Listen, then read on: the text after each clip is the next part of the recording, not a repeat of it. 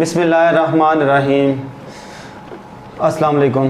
Voice of journey کی Urdu services میں خوش آمدید۔ تو آج میرے ساتھ موجود ہیں شہزاد پراچا صاحب، جو کہ سینئر جرنلسٹ ہیں اور بڑے نیوز ٹی وی چینلز کے ساتھ رہ چکے ہیں، پاکستانی معتبر نیوز چینل کے ساتھ رہ چکے ہیں۔ تو آئیے ان سے کوئی پاکستانی صورتحال، پاکستانی سیاست صورتحال کے حوالے سے کچھ سوالات کرتے ہیں۔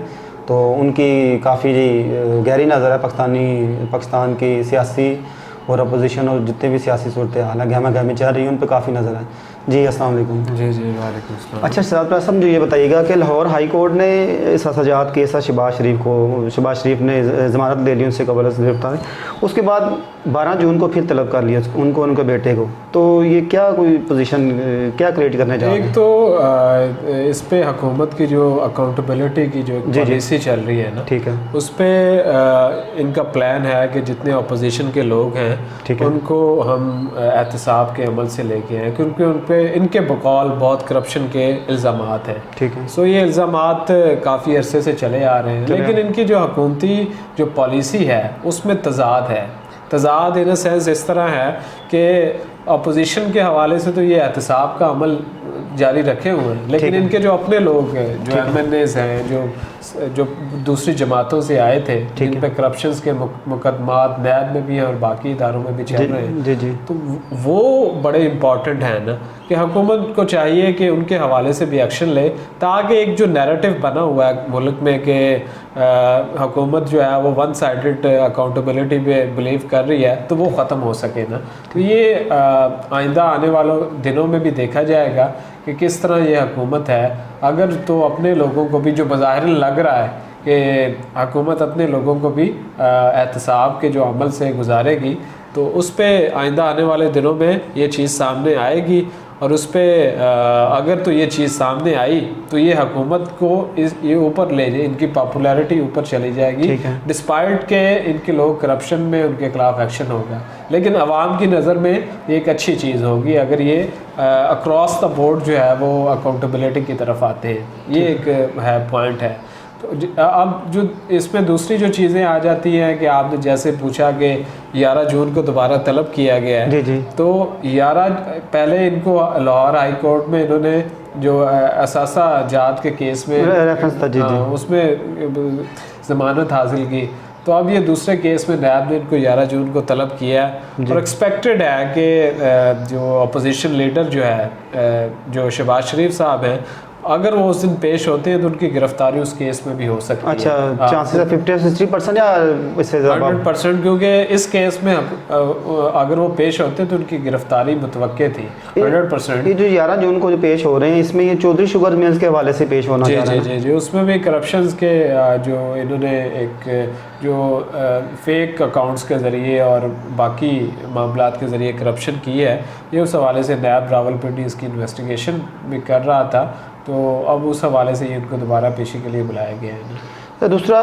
12 جون کو حکومت بجٹ پیش کرنے جا رہی ہے، تو اس کے حوالے سے کوئی گائیڈ لائن دیجیے گا کہ حکومت کے مین اقدامات کیا ہیں؟ کوئی ایم ایف کے معاہدے بھی سامنے آئے ہوئے ہیں کہ آئی ایم ایف یہ جو 12 جون کو حکومت بجٹ پیش کرنے جا رہی ہے، پاکستان تحریک انصاف کے لیے سب سے مشکل ترین بجٹ ہوگا۔ اچھا، اس میں اس کی وجوہات ہیں۔ ٹھیک ہے، ایک تو حکومت جو ہے وہ آئی ایم ایف کے ساتھ پروگرام میں ہے، کیونکہ آپ نے آئی ایم ایف سے لون لیا ہوا ہے، ٹھیک ہے، کیوں اب وہ آئی ایم ایف اپنی شرائط پہ ان کو عمل درآمد کروانے کے لیے زور ڈال رہا ہے۔ اچھا، اب جیسے کرونا کی سچویشن ہوئی پوری دنیا میں، پاکستان میں بھی، ٹھیک ہے، سو پاکستان نے ریکویسٹ کی G20 کنٹریز کو کہ ہمارے جو قرضے ہیں یا تو معاف کیے جائیں یا اس کو ڈیفر کیا جائے۔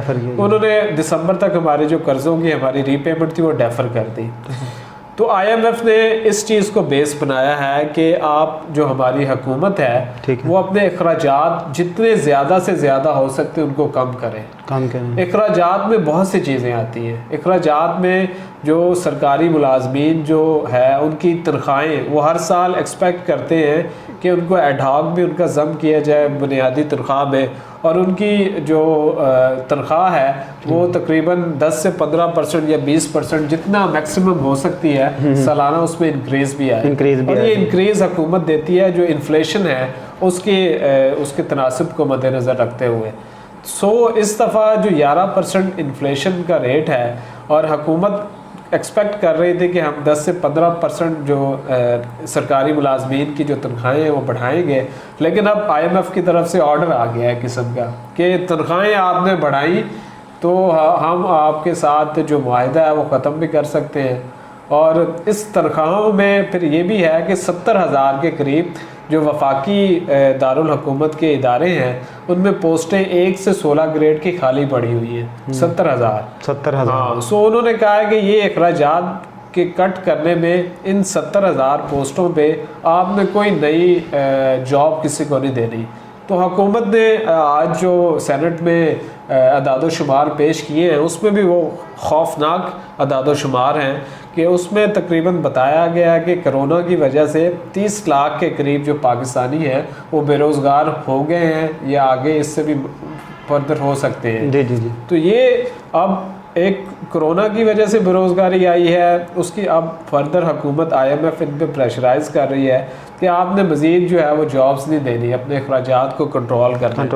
تو اگر وہ بھی کرتی ہے تو یہ ہماری جو یوتھ ہے، جو یہ ملک جو ہے وہ زیادہ یوتھ پہ مشتمل ہے، یوتھ پہ ہی ہے، اور یہ حکومت بھی آئی ہوئی یوتھ پہ ہی. اور یونیورسٹی سے جو فارغ التحصیل ہو رہے ہیں تو ان کے لیے یہ ایک بہت سچویشن ہوگی، اور وہ ورڈ ہوں گے، ان کو پریشانی ہوگی کہ جابس بھی نہیں ملے گی تو وہ کیا کریں گے. تو یہ ایک سچویشن، کرائسس سچویشن جو ہے وہ پیدا ہو سکتی ہے. اب حکومت کوشش کر رہی ہے کہ IMF کو ایگری کریں، لیکن ابھی تک اس چیز پہ آ نہیں رہا. دیکھتے ہیں کہ آگے کیا ہوتا ہے. اچھا، دوسرا پاکستان تحریک انصاف نے اوورسیز پاکستانیوں کے لیے بڑے دعوے کیے ہوئے تھے، تو اس کے کتنے کو سچی ہیں اوورسیز پاکستانی؟ آپ پاکستان کرونا سے پہلے ایک ٹریڈیشنلی اوورسیز پاکستانی جو $20 ارب سالانہ پاکستان بھجواتے ہیں ریمیٹنس کی صورت میں. جی جی. ہماری جو حکومتیں انہوں نے کبھی ان کے لیے کوئی خاص کوئی اقدامات نہیں کیے نا، صرف وہ باہر سے پیسے بھجوا دیتے ہیں یا خوش ہو جاتے ہیں، چاہے یہ حکومت یا پچھلی حکومتیں.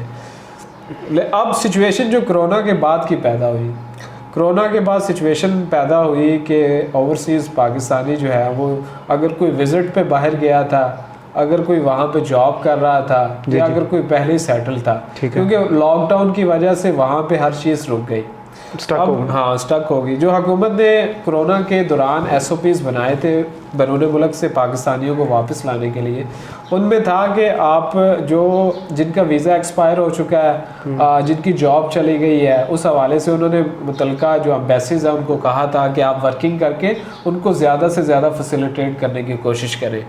تو اس حوالے سے جو ہماری متعلقہ حکام سے بات ہوئی ہے، جو ہمیں دبئی کا حوالے سے UAE کے حوالے سے بتایا کہ وہاں پہ 70,000 پاکستانی واپس آنا چاہتے ہیں، وہاں پہ احتجاج ہو رہا ہے، لیکن جو ہمارے منسٹری آف اوورسیز پاکستان ہے اور منسٹری آف فارن افیئرس ہے وہ اس حوالے سے کوئی کام نہیں کر رہی. وہ ریفرنس کی بنیاد پہ ایک لسٹ بناتی ہے، وہ لسٹ آگے امبیسی کو ٹرانسفر ہوتی ہے، امبیسی وہ لسٹ PIA کو دے دیتی ہے، جس کی بنیاد پہ وہ روزانہ یا دوسرے دن وہاں سے ایک فلائٹ آ رہی ہے.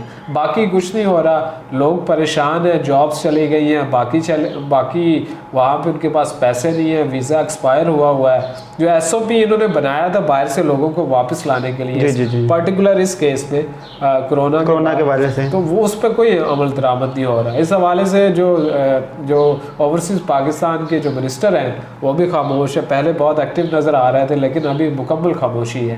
تو یہ پرائم منسٹر بہت کنسرنز ہوتے ہیں اوورسیز پاکستانی کے حوالے سے، کیونکہ وہ باہر خود بھی رہ کے آئے ہیں، وہ سمجھتے ہیں کہ یار وہاں پہ وہ بہت محنت کر کے پیسے بھیجتے ہیں. تو پرائم منسٹر کو اس حوالے سے اور گورنمنٹ کو اس حوالے سے سوچنے کی ضرورت ہے.